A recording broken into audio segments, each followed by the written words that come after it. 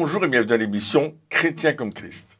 Aujourd'hui, le thème de notre émission est plan prophétique. Alors Christine, tu as un texte à nous lire. Oui, il se trouve dans Ésaïe 60, un passage qu'on connaît bien, hein, Lève-toi et brille, c'est le début du chapitre. Et ici, il continue au verset 20 en disant « Ton soleil ne se couchera plus et ta lune ne s'obscurcira plus, car l'Éternel sera ta lumière à toujours, et les jours de ton deuil seront passés. Il n'y aura plus que des justes parmi ton peuple. Ils posséderont à toujours le pays. C'est le rejeton que j'ai planté, l'œuvre de mes mains pour servir à ma gloire. Le plus petit deviendra un millier et le moindre une nation puissante. Moi, l'Éternel, je hâterai ces choses en leur temps. » Et je pense que le thème qu'on voudrait aborder aujourd'hui, c'est vraiment « je hâterai ces choses en leur temps » ou bien « je les ferai survenir au moment voulu ». Et là, je pense que voilà, Dieu connaît le temps où les choses vont se passer et il a toute autorité sur ce temps. Oui, donc au fait, quand on parle de plan prophétique, on sait que Dieu a pour nous des projets, des plans. Il parle sur nos vies. Certains ont reçu des paroles sur leur vie, des paroles prophétiques, hein, de ministères, de personnes qui ont proclamé des choses. Et d'autres pas, mais on voit dans la parole de Dieu que Dieu, il a des projets pour chacun d'entre nous. Et on sait qu'il a des plans. Mais souvent, le problème est qu'on ne sait pas trop quand. On ne sait pas comment, on comprend pas vraiment les tenants et les aboutissants. C'est-à-dire qu'on a peut-être une idée globale de ce que Dieu veut, mais ce terme « en son temps », qu'est-ce que ça veut dire? Comment faire pour attendre? Qu'est-ce que je peux faire pour hâter le temps, pour que ça aille plus vite? Comment ça se passe? La première chose, c'est de considérer la parole que nous avons reçue de la part du Seigneur à travers la Bible ou à travers un prophète qui a donné une parole, mais qui est en accord avec les Écritures. La première chose, c'est de vérifier si la parole qu'on a reçue est toujours en accord avec les Écritures. Ensuite, notre intimité avec Dieu va avoir sa place dans ce moment-là, parce que je vais rechercher la présence de Dieu dans ma vie. Et lorsque je vais rechercher Dieu, c'est clair qu'à un certain moment, on va voir les choses qu'il nous a données prophétiquement, qui vont commencer à s'accomplir. Oui, c'est vrai que quand on parle de plan prophétique, c'est pas nos plans, c'est ses plans à lui.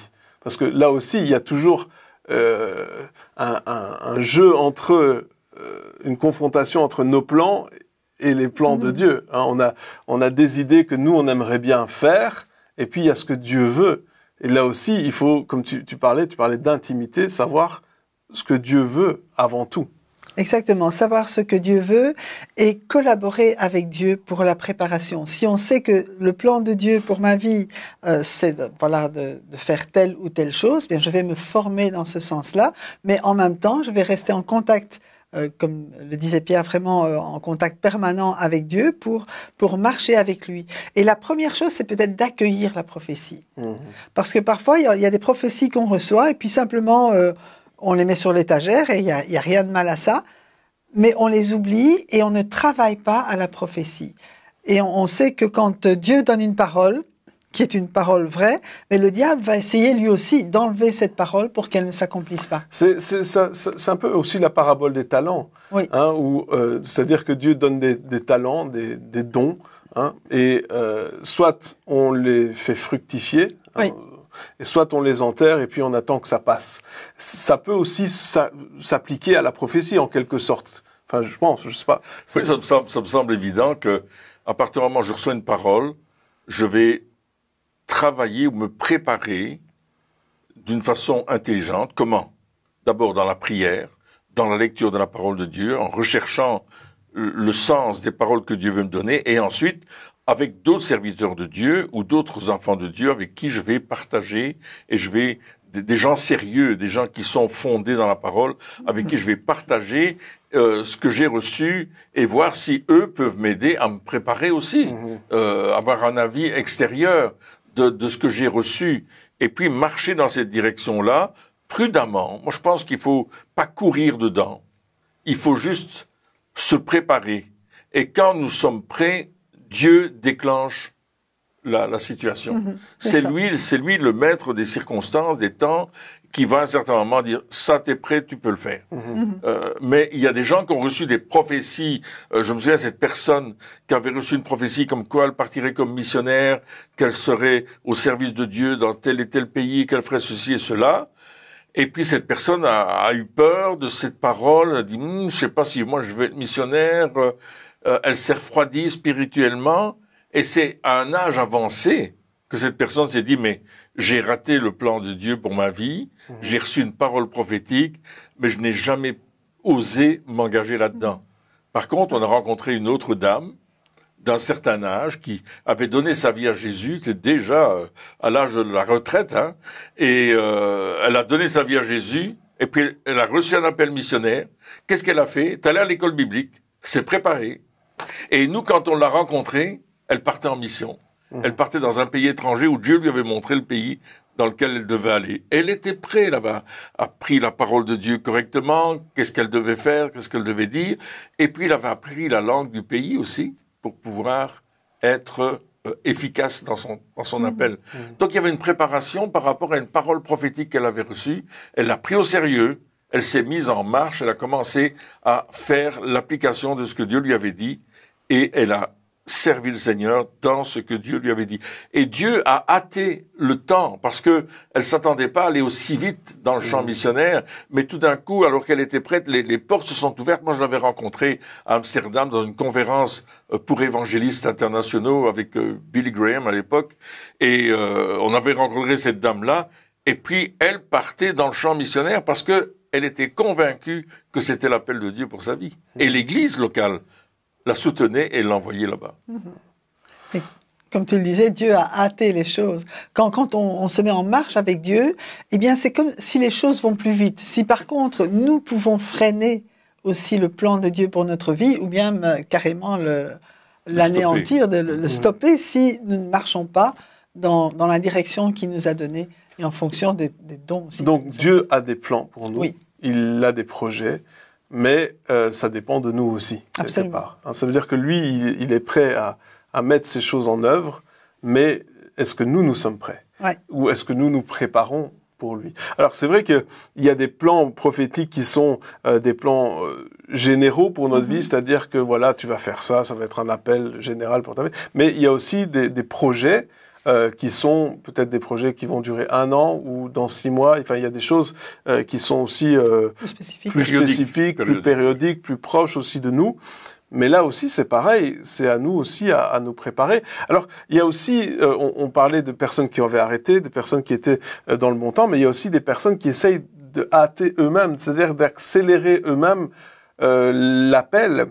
Et là aussi, c'est pas une bonne chose. Je me souviens de cet homme qui avait reçu un appel, pareil, de la part de Dieu, comme quoi il était appelé au ministère, et il avait un magasin à l'époque, et il a tout fermé, il a tout vendu, il a mis une grande pancarte en disant je vais vivre par la foi ou quelque chose comme ça et puis finalement il y a rien qui s'est passé parce que il avait eu cet appel, mais c'était pas le temps.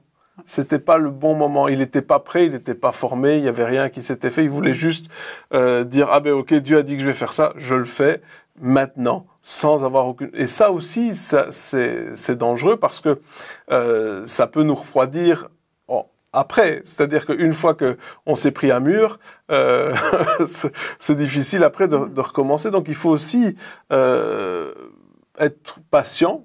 Alors, c'est pas un mot qu'on aime beaucoup, mais c'est ça aussi. Oui, et si on veut, comme le disait Pierre, chercher dans la parole de Dieu, les personnes qui ont reçu des paroles prophétiques, elles ne s'est pas réalisées directement. Si on voit Joseph qui avait eu ses visions, ben, il a fallu quelques années, même quelques dizaines d'années avant que la vision se réalise, mais il s'est laissé former par Dieu et il n'a pas perdu ces paroles qu'il avait reçues. Mais il avait pas, au début, il n'avait pas la bonne attitude. Il n'avait pas la bonne attitude, mais bon, il n'a pas foncé lui-même quand même dedans. Il a persévéré. Il ne s'est pas découragé, malgré toutes les épreuves qu'il a pu endurer. Il a persévéré et il est resté en contact, en communion avec Dieu, qui l'a conduit et qui finalement lui a fait découvrir que son plan, eh bien, il passait par toutes ces épreuves. Et je crois qu'il ne faut pas avoir peur non plus lorsqu'on reçoit une parole prophétique. On sait qu'il y aura des épreuves, mais c'est la persévérance qui va nous permettre de saisir et d'accomplir cette parole. Exactement. Oui, et puis c'est justement ces épreuves qui l'ont préparé. Et c'est ça qui l'a préparé. Parce que s'il avait été mis à la place où il a été mis, hein, de gouverner avec l'attitude qu'il avait, cet orgueil démesuré qu'il avait au début, je pense pas que ça aurait bien fini. Ouais, c'est ça. Je pense pas que ça serait bien passé. Il n'aurait pas été sage comme il a été sage, etc. Donc là aussi, il avait besoin d'apprendre l'humilité. Il avait besoin d'apprendre beaucoup de choses pour pouvoir justement être à cet endroit. Et c'est ça aussi que nous, des fois, on ne comprend pas. On comprend pas tout. C'est-à-dire, on se dit ah mais oui, mais Dieu, il a ça, il a ça, il a ça. Et on voit, on pourrait dire, je me voyais déjà en haut de l'affiche. Je me voyais déjà en train de faire ceci, faire cela. Oui, parce que quand Dieu nous appelle, tout de suite, oh waouh, on voit les paillettes, on voit. C'est vrai que il y a cette envie de faire la volonté de Dieu qui est là, mais cet orgueil qui est là aussi, et cet orgueil qui se voit, waouh, non mais moi je vais faire ces choses-là, je vais pouvoir dire j'ai fait ça parce que Dieu a. Et tant qu'on a cette attitude, on ne sait rien faire. Eh bien Dieu dit je peux pas t'utiliser parce que si je t'utilise, eh bien je vais encourager cet orgueil. Je vais encourager cette attitude. Et comme on l'a dit, le plus important ici, c'est de chercher la face de Dieu et de le laisser, lui, nous transformer, toucher notre vie, changer notre comportement, notre attitude. Hein, tu parlais de cette femme qui avait déjà un âge avancé, qui a pu... Pourquoi est-ce qu'elle a pu rentrer très vite? Parce que sa vie l'avait préparée à son appel. Les années l'avaient préparée à son appel. Elle avait, bien sûr que peut-être elle s'était donnée à Jésus tardivement, mais ce qu'elle avait vécu, les choses qu'on vit durant notre vie nous appellent. Alors ça ne veut pas dire qu'on ne peut pas servir Dieu quand on est jeune, ça c'est faux. Mais il y a certaines choses où on n'est pas encore prêt.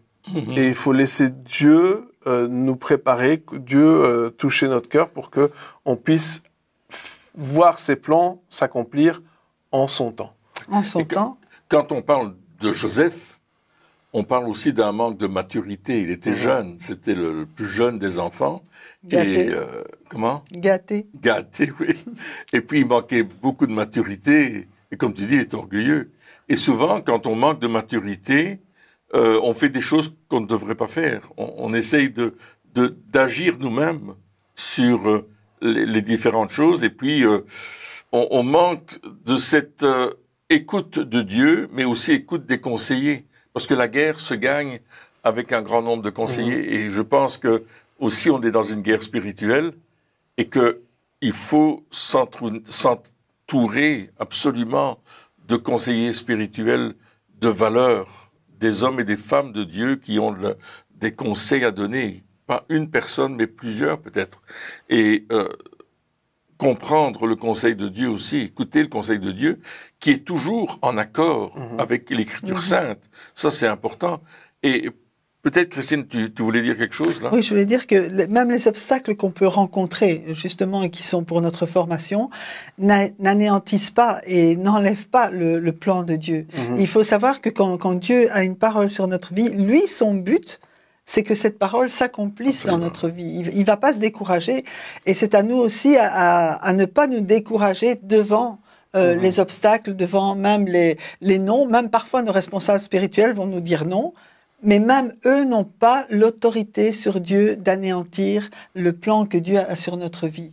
Même si pour nous, ça va peut-être freiner, mais pour Dieu, ça va faire partie de sa formation. Oui, c'est nécessaire. C'est nécessaire. Pour que, au moment où nous rentrons pleinement dans ce plan-là, eh bien, la gloire revienne à Dieu et pas à nous. Et c'est ça, en fait, que l'orgueil doit être... Absolument. Et quand on parle de non, comme tu dis, c'est pas parce que peut-être qu'on dit mais les responsables ils ont tort parce qu'ils disent non. Ouais, en fait, des fois ils ont pas tort. Mais ils ont raison. Ils voient peut-être l'appel sur notre vie, mais ils disent non parce qu'ils voient que c'est pas le temps, parce qu'on n'est pas prêt, parce qu'on n'a pas la bonne attitude, etc. Et j'aimerais aussi parler des échecs. Parce que comme tout un chacun, on a un appel, et ça nous est peut-être arrivé à tous, on se dit mais je sais, Dieu il veut que je fasse ça, et on commence à le faire, et puis on vit un échec. Et il y en a qui ont reçu des paroles prophétiques, savaient que c'était de Dieu, etc., qui sont rentrés dans ces paroles prophétiques, mais qui ont vécu un échec, ça n'a pas fonctionné, et là, ils se disent, ah, mais j'ai dû me tromper, ou c'était pas la voix de Dieu, ou etc., etc. Et on a tendance à ce moment-là à laisser tomber, carrément. Beaucoup de personnes font ça, ils laissent tomber le ministère, ils laissent tomber l'appel, ils laissent tomber le fait de chercher à faire la volonté de Dieu. Ils arrêtent tout, ils se disent, si c'est comme ça, moi je vais juste être un chrétien standard du dimanche, je vais aller chauffer la chaise le dimanche matin, je serai très gentil, mais alors que Dieu, cet appel qu'il a sur notre vie, il change pas d'avis. Voilà, c'est ça. Il est toujours là. Même si on a vécu un échec, l'appel, il est toujours là. Alors, si c'est pas Dieu et si c'est pas l'appel, c'est quoi le problème? C'est nous. C'est nous. C'est nous le problème. Et c'est pas qu'il faut se dire, ah, pauvre de moi, je suis trop nul, etc., j'ai pas réussi. C'était moi. Non, c'est de dire, ok, Seigneur, prépare-moi. Prépare-moi, je veux pas forcer ta main, mais je veux te laisser me préparer. Je veux te laisser agir dans ma vie et toucher mon cœur et changer mon attitude. Et souvent, hein, quand on a ces choses-là, quand on parle de responsables, eh ben, on en veut aux responsables, on en veut aux autorités. Ben, c'est la faute à tout le monde, mais pas à nous. C'est toujours les autres. Hein, l'Esprit de Dieu n'est plus dans l'Église. Il y a toutes ces genres de choses qui viennent. Alors que, non, ce que Dieu y veut, c'est que nous, on se remette en question et qu'on se dise, OK, c'est-à-dire ta volonté n'a pas changé, qu'est-ce que moi je peux changer? Qu'est-ce qui se passe dans ma vie? Montre-moi ces compromis, ces points d'orgueil, ces choses-là qui sont là et qui m'empêchent de rentrer vraiment dans cet appel, qui m'empêchent d'atteindre le plein potentiel de ce que tu as prévu pour moi. Et quand on fait ça, Dieu va commencer à nous montrer les choses. Et là, c'est à nous à dire, qu'est-ce que je fais avec ça? Est-ce que je laisse me modeler ou est-ce que je résiste? Parce que c'est toujours cette question-là. Est-ce que je vais résister à Dieu ou est-ce que je vais laisser me façonner? Ça aussi. On a beaucoup d'exemples dans la Bible. Oui, et dans nos vies. Que ce soit David, que ce soit Abraham, Moïse, David. Moi, je pensais à Moïse, justement. Oui, et puis t'as Pierre aussi qui renie Jésus, et puis c'est quand même terrible. Il est 3 ans et demi avec lui, puis il dit non, je l'ai jamais connu.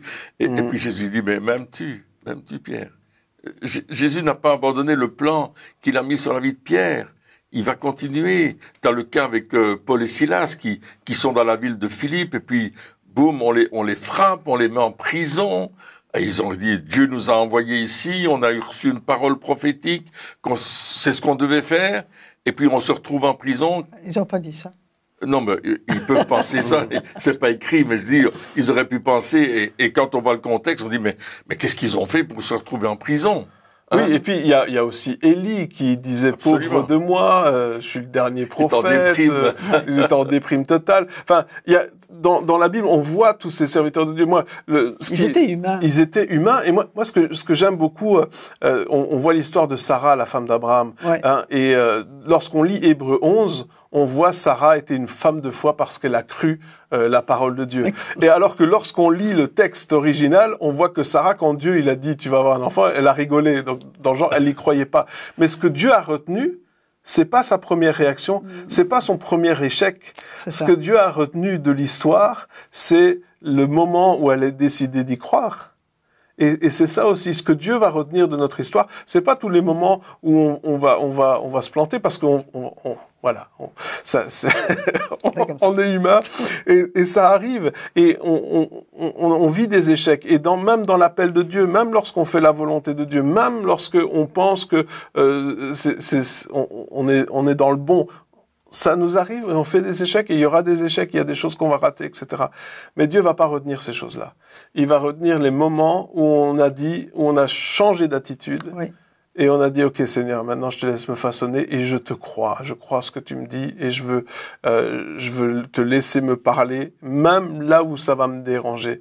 Et c'est ça qui se passe. Et quand on lit Hébreux 11 et l'histoire de Sarah, c'est ça qui est retenu. Sarah, elle a cru ce que Dieu a dit « Waouh, c'est extraordinaire ». Moi, j'aime cette façon de voir de Dieu. Ouais. se dire « Ok, je ne vais pas retenir tous tes échecs ». Parce que nous, on a tendance à retenir nos échecs. Nous, on a tendance à vivre avec nos échecs en disant « Ben ouais, ben là j'ai raté, là j'ai raté Ouais, ». Et on se dit à la fin « Ben je suis un raté finalement ». Et pourquoi est-ce que j'essaierai encore de répondre à l'appel de Dieu? Parce que finalement, tout ce que j'ai vécu jusqu'à maintenant, ce sont des échecs. Alors que Dieu, il a pour nous un plan. Et même dans le monde, on voit que les plus grands hommes d'affaires, les milliardaires, les personnes les plus riches du monde, qui ont les meilleures affaires du monde, on dit qu'ils ont eu au moins 5 faillites avant de réussir. Au moins 5 faillites. Ces personnes qui ont les plus grosses sociétés qui existent aujourd'hui, ils ont fait des faillites avant de réussir. Ça veut dire que Dieu, il a un plan pour nous. Oui. Et les échecs ne sont pas là pour nous arrêter. Ils sont là pour nous former, pour qu'on puisse apprendre quelque chose et aller de l'avant, surtout parce que Dieu, il a un plan qu'il veut accomplir en son temps. Ouais. Et il y a ce texte qui dit que 7 fois le juste tombe, mais Dieu l'en relève toujours. Dieu l'en relève. Hein, et ça, c'est important de savoir que les corrections... Ça me fait penser à un dessinateur qui est en train de faire un portrait au crayon.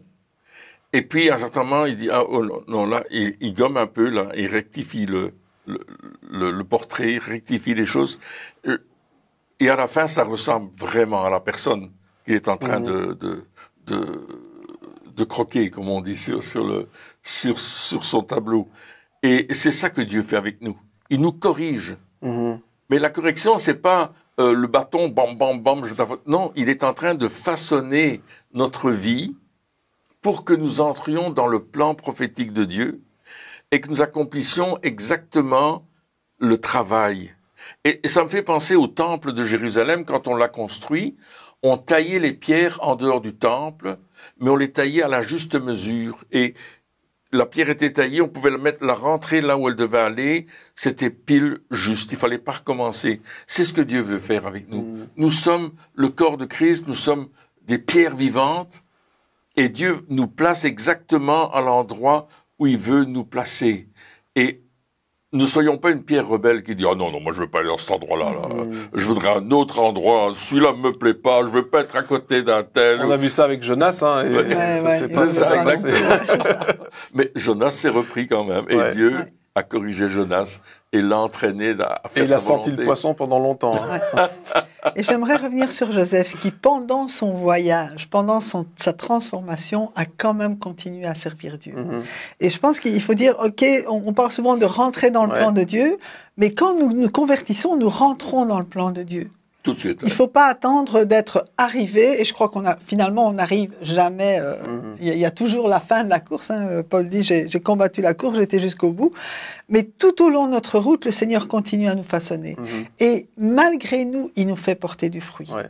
Parce que malgré nous, nous sommes la lumière du monde. C'est ça, c'est pas parce qu'on n'est pas encore dans notre appel final que forcément on ne peut pas servir Dieu. C'est ça, hein. On sert Dieu le long du chemin, on fait des choses, et c'est comme ça aussi qu'on apprend, on sert Dieu, on fait ce qui est à notre portée, on fait ce qu'on est capable de faire, on fait notre maximum à chaque instant, et c'est ça aussi que Dieu voit, il dit, parce que si on est fidèle dans les petites choses, il va nous donner des plus grandes choses. Exactement. Et donc, là où on est, on peut servir Dieu. Et dans ce qu'on fait, dans tout ce qu'on fait, on peut servir Dieu. Et peu importe ce que ta main trouve à faire, fais-le. Si tu arrives à faire quelque chose, vas-y, fais-le. Parce que Dieu, il veut agir avec ce que tu as finalement et qui tu es. Et même si t'es pas encore parfait, même s'il y a encore plein de choses, même s'il y a des problèmes dans ton attitude, même s'il y a des choses, peut-être des péchés dans ta vie que t'as pas encore laissés, même s'il y a encore des compromis dans ta vie, c'est pas parce qu'il y a des choses qui c'est pas encore fait que tu peux rien faire. Ça c'est un mensonge.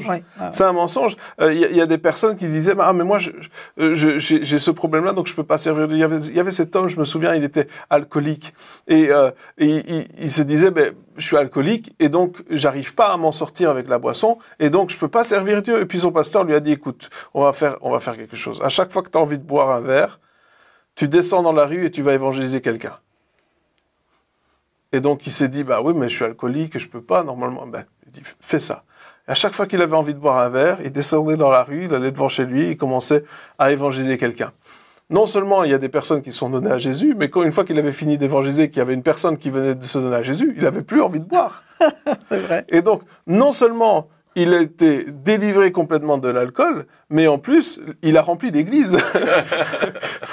et c'est ça, des fois, on se dit, ah oui, mais j'ai ça, j'ai tel problème, alors je peux rien faire. C'est faux, c'est un mensonge. Dieu, bien sûr qu'il y a des choses à changer. Bien sûr qu'on peut pas accepter le péché dans nos vies. C'est pas ça que je suis en train de dire. Mais si t'attends d'être parfait pour servir Dieu, mais tu feras jamais rien. Non, C'est ça, exactement. Tu feras jamais rien. Par contre, si tu sers Dieu en chemin, même avec tes imperfections, tu vas avoir envie de laisser ces choses de côté pour aller plus loin. C'est vrai. Et c'est ça la vérité. Absolument. Et le diable, il le sait. C'est pour ça qu'il essaie de nous faire croire des mensonges. Oui, il essaye vraiment de nous arrêter et, comme tu dis, de nous faire croire des mensonges. Et nos victoires, dans ces moments-là, nous permettent d'aller plus loin. C'est comme un marchepied, un escalier, on monte, on dit, ah, j'ai réussi cette chose-là, waouh. Alors peut-être on se gonfle un peu, mais quelque part, ça nous aide à aller plus loin, ça nous propulse dans le plan de Dieu, et on avance. Et puis quand on considère ce que nous avons fait avec Dieu, ou ce que Dieu a fait avec nous, je préfère plutôt que Dieu a fait avec nous, on se dit, waouh, on a fait ça, mais c'est pas possible, ça. Moi, j'étais pas digne de ça, mais Dieu s'est servi de moi. Et on continue, et on a un témoignage à apporter. Parce que le plan de Dieu, le plan prophétique de Dieu va toujours être un témoignage pour d'autres qui vont dire, mais comment t'en es arrivé là? Ben écoute, j'ai démarré comme ça, et j'ai fait telle chose, et j'ai raté telle chose, et j'ai avancé là, et dit, waouh, si toi t'as su faire ça, moi je vais pouvoir le faire. Ça devient quelque chose qui va nous propulser plus loin pour accomplir totalement ce que Dieu veut qu'on fasse. Et justement, c'est le plan de Dieu. Et donc c'est Dieu qui l'a mis en œuvre, et c'est lui qui a commencé une œuvre en nous, c'est dit, et c'est lui qui va l'achever. C'est-à-dire que tout n'est pas centré sur nous et nos efforts, etc., mais de le laisser faire lui, parce qu'il a une volonté pour nous, un plan prophétique, et il va l'accomplir dans notre vie quand on le laisse le faire. Amen. Eh bien, chers amis, merci encore de nous avoir suivis pour cette émission, et puis on se retrouve très bientôt pour la suite. Au revoir.